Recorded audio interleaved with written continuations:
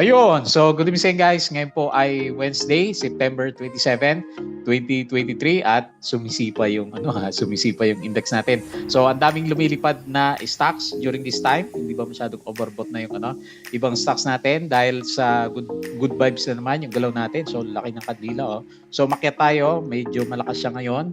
So talagang kakaiba yung galaw niya, di ba, as compared sa Asian market. So nag-up siya ng 1.77%. So may magic closing pa tayo. So pinitik pa yung ibang lubog na mga blue chips natin. Pero syempre dito sa individual stocks, kagaya ni dito, tataas ng galaw. So ang taas ng ginalo niya, umabot siya ng 11%, 11.38 for today's trading natin. So nag-close yung index natin 6,374.68. Pero net sell tayo ng 310.31 million. Ayan. So ayaw pa rin sumabay ng foreigners sa galaw po ng ating mga locals. Pero karamihan dito ng mga medyo malakas yung galaw natin, kagaya nga ni dito, mga locals kasi yung traders natin. So anyway, good vibes pa rin tayo kasi yung market natin is okay. So nagre-reverse pa rin yung direction ng ibang stocks. Meron pa rin mga naiwan, pero mas madami talaga yung nagre-reverse po ng direction. So talagang sumasabay dito sa sobrang lakas ng market. So hanggang saan kaya yung untog natin dito sa market. Okay? So ito po yung ating mga trending stocks for today. So dito nga nag-up siya ng 11.38%, isa sa mga highest winners for today. ACN, so finally nagkaroon siya ng parang breakout na to 4.26%. So nag-up siya.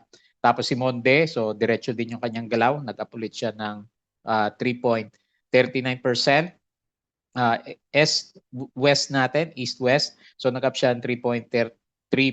So nag-breakout siya dun sa overbought na Conso. So buhay na buhay pa rin siya. Meron siyang net foreign buying kasi na 4.23 million. Samantalang ito si Monde pala, meron din siya 29.46 million na net foreign buy po dito sa market. Tapos si Home, ayan, breakout din.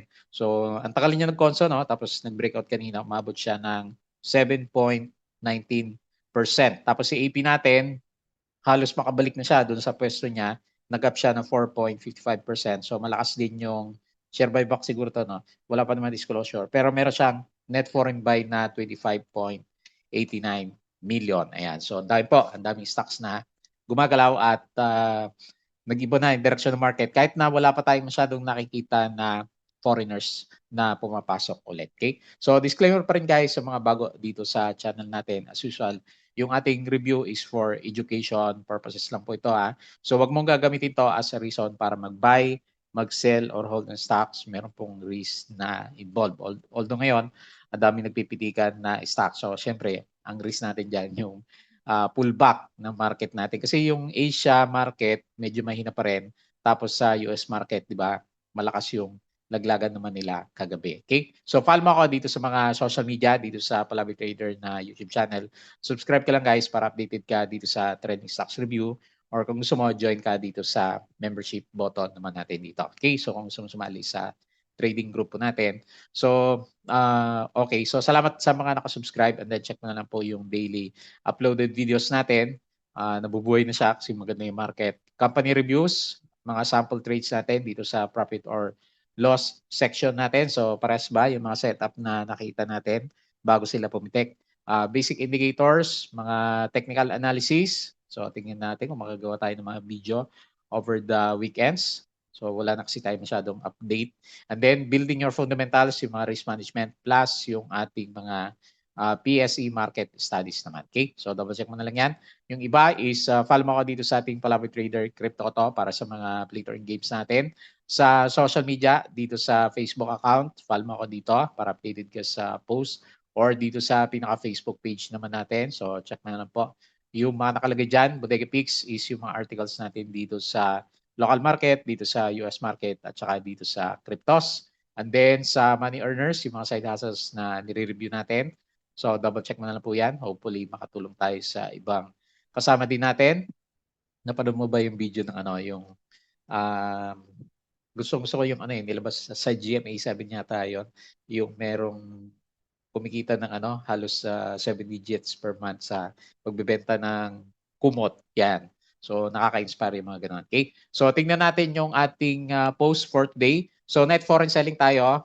kahapon di natin makita kasi may transaction si MPI.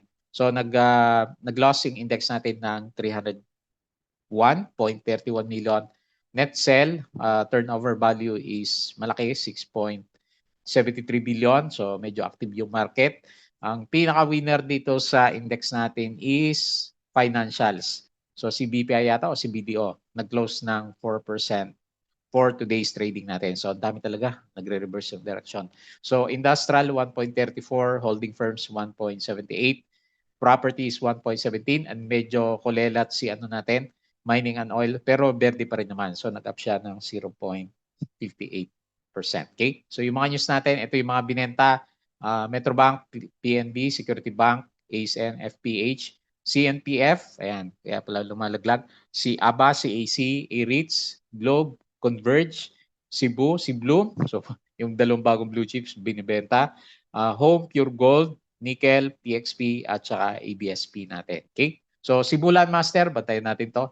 Kasi mag-ano daw siya, mag-entry sa Luzon. So good news. Kaya lang sa mid pa ng 2024 yung kanyang launching. So magkakaroon siya siguro ng project diyan sa bandang Luzon. Tapos pinag-uusapan pa rin yung i-reduce yung tax ng trading, di ba? Pag nag-transact ka, meron siyang 0.6% to 0.1%. Ewan ko lang kung papasa yan. Yun nga, yung rice tariffs, di ba? Hindi rin pumasa. So, kasi babawasan dapat yun para bumaba yung presyo ng bigas. Sa tax kumukuha ng budget yung ating government. AP, Aboitiz Renewables, Vena Energy, and Viban Energy enter joint venture for 206 megawatts at San Isidro wind power project. So, ito siguro, good catalyst for today para kay Aboitiz Power natin kasi nag-up na naman yung galawan niya. Tapos, quick takes from around the market. So, meron dito si Philstar. So, check mo na lang. Santras Resort will increase its authorized capital stock from 23 billion to 28 billion. So, check mo na lang. FGen eyes to complete commissioning process of offshore LNG terminal in Batangas by Q4. Tapos si Holcim, okay, di wag na pag-usapan yan. Hindi na siya active. Philinvest REIT discloses that 6 properties receive excellence in design. Chelsea enhances its Chelsea travel application. Megaworld owned by Androtan anticipates 29 billion in sales. Bakit ba to? FGen confirm units geothermal project, CLI. So mag-ano nga siya sa Luzon. Siguro ito yung inantay na catalyst ni CLI para medyo gumalaw yung kanyang price action. Megaworld plans to develop residential condo, AP, tapos si BBT. So yan po yung dahilan bakit siya umakyat. May mga share buyback kay Robinson, AP, SSP at saka si AGI natin. Globe partners with Intellectual Property Office, MEG, yan na yun. Si Philrate secures green certification from the International Finance Corporation. Tapos yung galawan natin kahapon dito. Ang pinaka-worry natin kanina umaga, akala ko magpo-pullback si PSE, is yung US market naman natin. Pero iba yung ginalaw ng representative pala natin dito. Umakyat siya ng 0.95%. Pero malakas yung laglag dito sa US market. So yung mga alaga din natin dito nag-drop. Negative 1.57% sa Nasdaq, S&P, ang laki yun. Negative 1.47%, and then sa Dow Jones is negative 1.14%. Okay? So yun lang naman yung mga na-post natin. At least walang negative news, and then tuloy yung arangkada ng ating market. Okay? So guys, so mag-start na naman yung next month na cycle natin dito sa Paytron. So yung mga gusto pong sumali sa trading group, pwede po kong sumali dito kung gusto mo na guide sa trading investing sa Philippine market. Kung gusto mo mag-support, pwede rin po. So check mo na lang yung ating Patreon channel naman. Okay? So tignan natin yung ating To Trade Asia. So nung umaga, pagka-open niya, medyo namula siya ng konti. Binawi niya, may konting pullback, and then bago mag second half is umarangkada ulit yung market. So sa second half na, medyo lumakas na siya, and then yung pinaka-pre-close, yun yung talagang 1.4 lang dapat, 1.2 yung close, pero hinatak talaga siya. So 1.77% yung ating gain for today. Balik sa 6.3, bilis. Tapos ang traded value natin, parang kailan lang nag-uusap tayo, 6,000 yung index. Yung traded value is 6 billion, malakas po siya, 301 million net foreign sell. Ang pinaka naiwan dito yung mga bagong blue chips natin, si Bloom, CNPF nag-up pala siya 1.37. Si Bloom nag-drop, so isolated siya, minus 3.45%, tapos si URC minus 0.67%. So ang humatak sa atin si ASEN 4.26, so reversal na karamihan.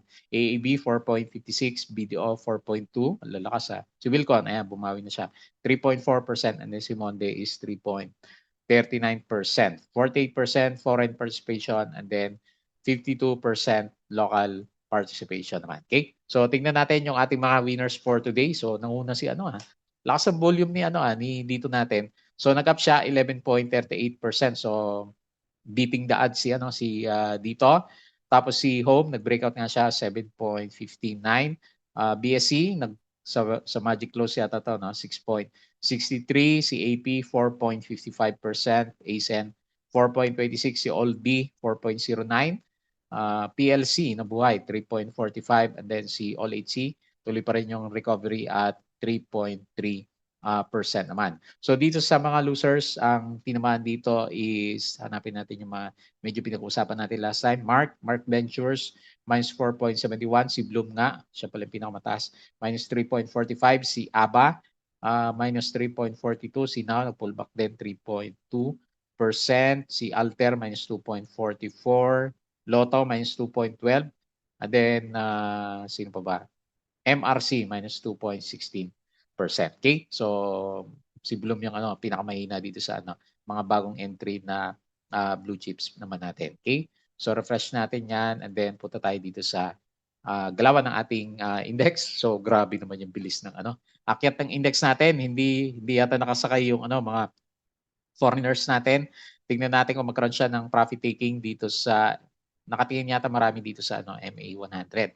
Pero yung current price niya, yung current candle, actually nasa resistance talaga siya. Breakout nga yan sa sa box pag umabot tayo ng MA100. Kasi ang kasunod na galaw is babalik siya dito sa sideways na range natin last time. So ang daming iniwan sa stocks, marami din yung mga mabibilis na gumalaw kagaya ni na dito, sina Monde, si pa ba yung mga nag-recover, sina Lotto ba kasama dito sa time frame na to. So anyway, good vibes tayo kasi ang bilis ng hindi ka mabilis yung pullback na ito. Ang bilis ng ng recovery, nag-up siya kagad ng 5% dito sa ating index. So nakita naman natin kapag umakit talaga si PSE, so majority ng stocks malalakas yung sipa. Syempre, kabaliktaran naman kapag bumagsak yung kanyang price action. So, medyo mabilis yung akyat natin. So, parang parabolic yung index natin. Nag-up siya ng nag-breakout pala dito sa RSI 50, and then yung MACD formation natin is solid na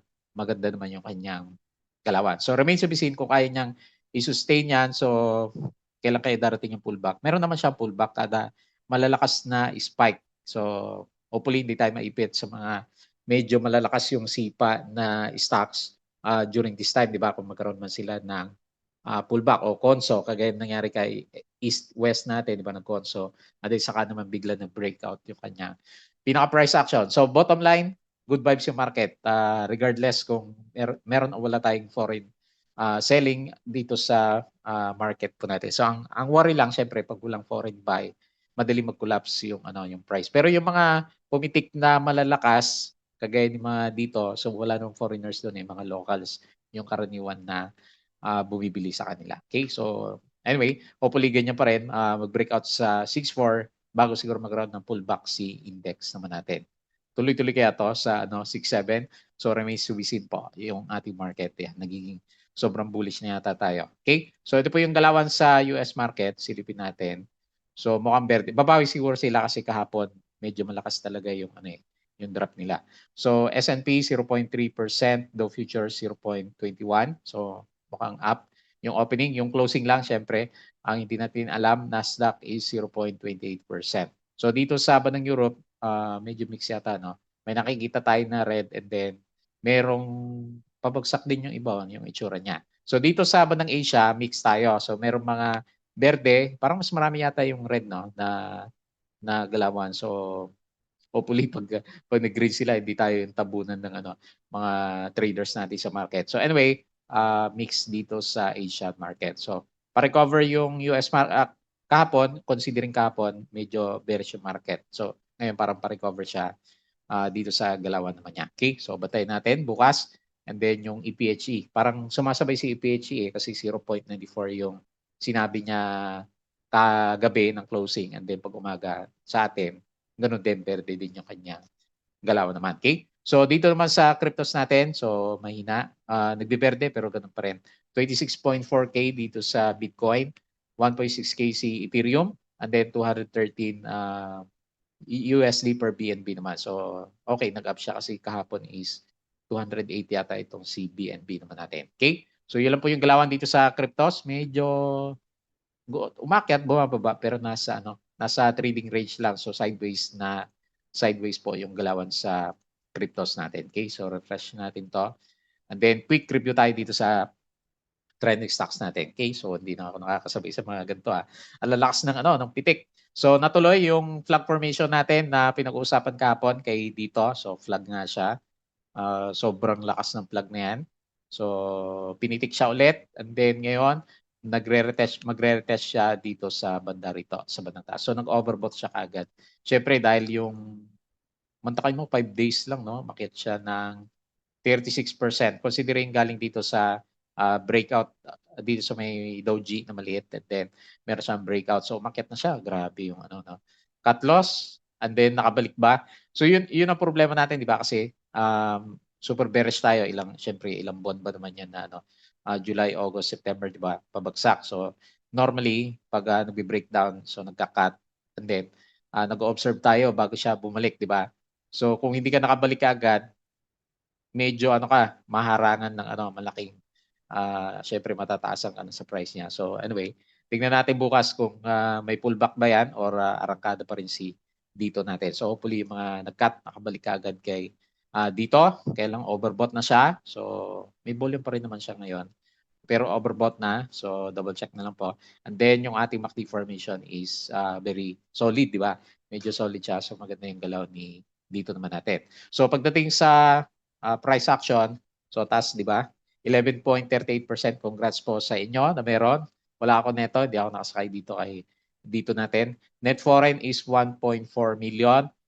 SB equities, Star All Buyer, and then call FMS, yung ating pinaka-main seller. So meron siya ulit malapit na resistance dito sa 2.8. Kung itutuloy niya yan, so watch out na lang sa inverted doji, di ba? Pag magkaroon ng pullback yung ating mga stocks. Pero pag wala pa naman, sakyan mo lang hanggat umaakyat yung price action naman niya. So yung last na overbought niya is nung January pa. So talaga ang lakas ng sipa niya kasi since may kinain niya yung mga losses ng mga holders natin dito, di ba? Kung dito ka bumili o naipit ka dito sa drop na to, so bawing-bawi na, may tubo pa kay dito natin. Okay, so congrats ulit sa mga holders po natin. Next, ACN. So finally, nakikita na natin yung mga breakout na inaantay natin. So nag-breakout siya, di ba? So kung sisilipin mo, breakout sa MA20. Sumakay siya ng konti. Tapos nag-close tayo is 4.9. Yung next na resistance is dyan na sa 5 peso na. So pag medyo nag-breakout sa 5 peso, syempre dito tayo titingin malapit sa MA100. So kailangan ma-break yung psychological resistance na 5 pesos bukas. So maganda makita yan pag medyo nag-breakout. Lalo na meron siyang volume dito. Tingnan natin, meron ba siyang foreign buy? Nakalimutan ko yata sabihin. So meron siyang up na 4.26%. 3.9 million net foreign sell. Okay lang, maliit lang naman. Macquarie Recall ang buyer, and then BPI Regis yung ating pinaka-main seller. So kailangan mag-breakout ng 5 para titingin tayo dito sa 5.3. Hopefully yung inaantay natin na reversal niya kasi yung kasabay niya dati silipin lang natin si Converge. So nag-ano na siya, diba? Ito kasi may clear sign ng reversal, si ACN. Medyo kailangan pa niya additional candle na isa para masabi natin na yun na nga, sumabay na siya sa reversal ng ating mga stocks. Okay? So catalyst wise, for today, wala naman siya. Yung mga catalyst natin is noong mga past few weeks, kung kailan marami siyang good news, yung mga partnership niya, investment niya, hindi napapansin kasi bumababa nga siya last time. Ito ngayon, saka pa lang siya sumasabay sa recovery ng market naman. Okay? So yun, good vibes tayo dito kay ASEN. Monde, so another green candle. Congrats po dun sa mga meron. Sukatin nga ulit natin. So hindi siya nauntog, no? Okay, so halos nandun siya sa peak ng pinag-usapan natin last time. Kung tandaan nyo yung drawing natin. Ayan, sakto, no? Dun sa drawing natin. So currently, okay, so meron siya resistance dito sa 10 pesos na, syempre. Yung pinaka resistance natin. Laki na rin, no? 56%. Laki ng recovery itong Simon din natin. Overbought na rin pala siya. Ayan. So sa lakas ng sipa ng mga stocks natin, ang bilis mag-overbought ng prices. Pero maganda yung galaw niya kasi tingnan mo, may buyback yung yung foreigners natin sa kanya. So okay yung RSI, okay MACD, tapos yun nga pala, meron siya malakas na net foreign buy. So nag-up siya 3.39%. Ayan 29.4 million net foreign buy. So kailangan yata maghanap na tayo ng mga net foreign buy kasi hindi natin nakikita sa sa summary ng index. Papa Salisbury ang buyer and then Papa Call yung ating pinaka-main seller. So intact siya. So lagyan na natin sa intact yung trend, lagyan natin sa 10 pesos yung major resistance ni Monday. Good news yan pag medyo nag-break sa sa 10 pesos. Next, East West. So after hindi natin siya mapansin kasi nga nagko-correct yung price niya. So nag-breakout siya ngayon which is kaya nag-trending si East West natin. Laki na rin ng laki na rin ng niya, ginalaw 30%. So lalakas ng mga stocks natin after ng super bearish na month natin, ghost month. So ngayon lalakas ng sipa ng mga stocks. Okay? So 9.7, 'di ba ito yung range niya 9.8. Tama ba? Abot siya 9.8. Yan, lagay natin sa 9.8. Yan yung next na resistance po niya based dito sa galaw. Kasi nakapasok siya dito sa box. Ito yung box niya dito sa bandang kaliwa. Ayan. So nakabalik na siya diyan. Maganda pag-aralan yung mga yung ating box theory, di ba? So mas madali makita yung saan naglalaro yung price action natin. So balik sa bumaliktad ulit. So pa-overbought ulit. Pababa na siya ng RSI 70 pero overbought pa rin si East-West natin. Okay, so nagre-recover yung MACD. Medyo mauli yan. So additional candle na green siguro kasi meron siyang malakas yung niya, yung volume niya ngayon. Tingnan natin. Meron bang foreigners? 3.3% up. Meron siya 4.2 million net foreign buy. Salisbury Call ang buyer and then Tower UPCC yung ating pinaka-main seller naman. Okay? So next, si Home. So siguro makikita na natin for the coming few days na after, syempre magro-rotate yung mga gainers natin, di ba? Magpo-post ng mga to. Kagaya ng ginawa ni di ba saglit, silipin lang natin sina Web last time, di ba? Sabay-sabay Web, di ba yan? Sina Ara, sina Ellie, sino pa ba yung mga sina BSC. Sila dati yung di ba? Sabay-sabay. So nag-pull back siya. So naghanap yung medyo nag-recover si BSC. Balik tayo kay Home. So nag-pull back siya. So ngayon lipat yung lipat yung mga traders natin ng mga stocks na binibili. So breakout tayo dito sa 1.6, may volume din siya. So good. And then lumampas siya dito sa sinagad sa MA100 si Home. Lumipat sila. Tapos siguro after naman ng mga to babalik ulit yung traders sa iba na magko-continue ng kanyang trend. So nag-up siya 7.59%. 1.6 million net foreign sell. Star All Call ang buyer and then PNB Call yung ating pinaka-main seller. So next resistance dito na ba? Ito na ba yung next box natin? 1.8 yan. Yan na po yung pinaka-next na box para kay Home. Ayan. Finally kahit hindi maganda yung earnings ni Home natin, technical wise is nag-breakout naman siya. Okay? So ang tagal ng konso from June, July, August, and then halos isang buwan, di ba? September. So 4 months yung konso ni Home natin. Si Oldie, ayan. Tingnan natin kasi baka sumabog yung mga stocks natin. Ayan, si Oldie nag-breakout din siya. So ang daming sumabay na na nag-reverse sa mga stocks natin. Syempre hindi kaya ng trending stocks natin, konti lang. Tapos next, okay so good vibes tayo diyan kay Home. Next si AP. So ang magandang nangyari kay AP after na binenta siya ng foreigners natin, after ng more than 15% na drop, binawi na niya so nakabalik na siya.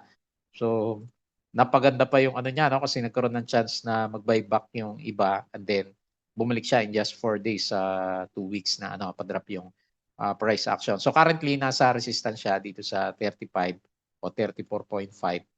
So tingnan natin kung abot tayo dito sa 35.92. Ayan, malayo pa naman sa sa overbought. Ayan.